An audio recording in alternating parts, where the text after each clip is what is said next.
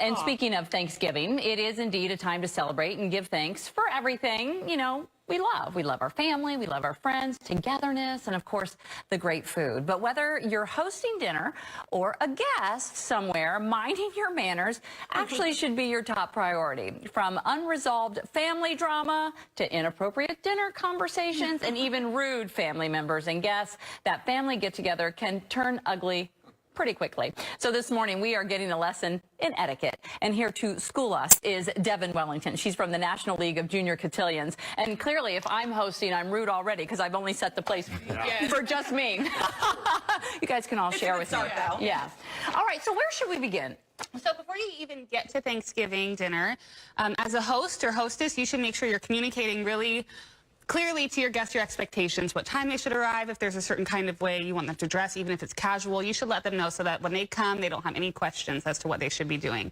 As a guest, it's always really thoughtful to bring a nice hostess gift. And this doesn't have to be huge, just a bouquet of flowers, a candle, maybe a drink of some sort. Just acknowledging that these people have gone to a lot of work and are welcoming you into their home. Even if they tell you that don't bring anything? Yeah. Yeah, you can take that. Don't listen. Even just a dessert, something. Yeah. And oftentimes Thanksgiving is potlucky, and so, yeah. Should guests show up expecting to be meal ready at that point? You know, if you're the guest and you show up, do you expect, hey, everything's good to go? Or when a guest shows up, are they expected to help out a little bit? I think the rule of thumb should be that you walk in and you try to get involved as quickly as possible. You know, you go in, you ask questions, ask if you can help. Oftentimes they'll tell you no, but at least you've shown that courtesy. I have a question. That's if you're advice. hosting, what time should you have your guests arrive according to what time you're going to eat? It's up to you. If you're planning on serving appetizers or something like that beforehand, you can have them show up a little bit earlier. If you need help and you're planning on them helping, you can have them show up a little bit earlier. But if you think that everything will be ready and good to go, you just tell them to arrive when you want the meal to start. Okay. My question is about the conversations that go on at dinner That's time. a big because one.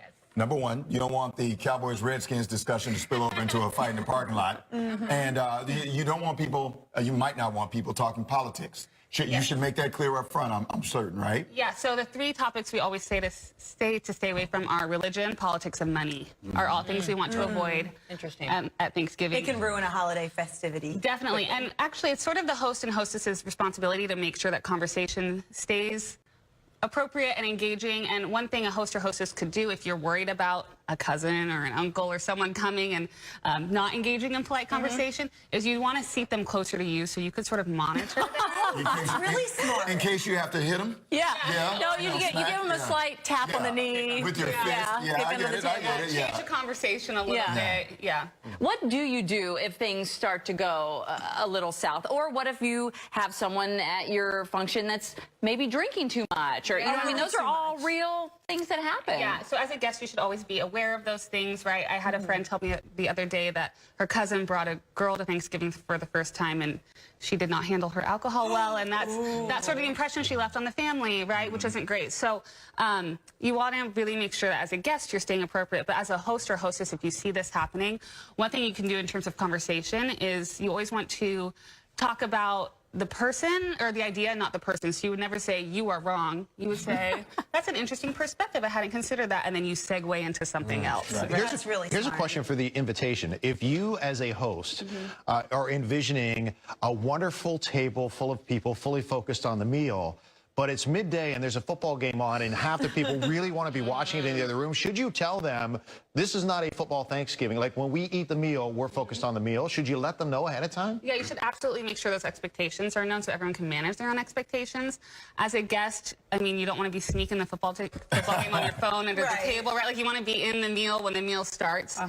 So you should really follow the lead of the host. But if you feel like you need to sort of explicitly say that, it's totally appropriate to do Okay, in 30 seconds or less, what's our manners in terms of actually eating properly? Yes, so you're always going to pass to the right so that everyone gets something and it just sort of helps the flow go better.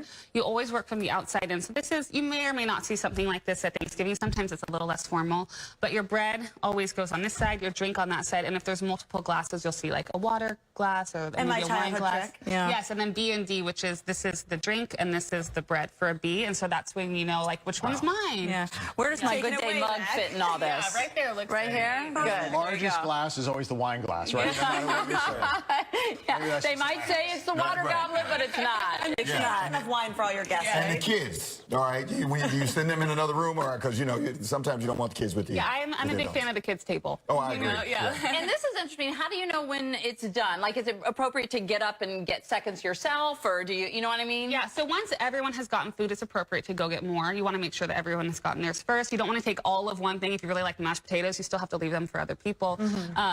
But really, to know that the meal is finished, the host or hostess will put their napkin to the left of the plate, and then that's when everyone would have known. When do I get my to-go bag?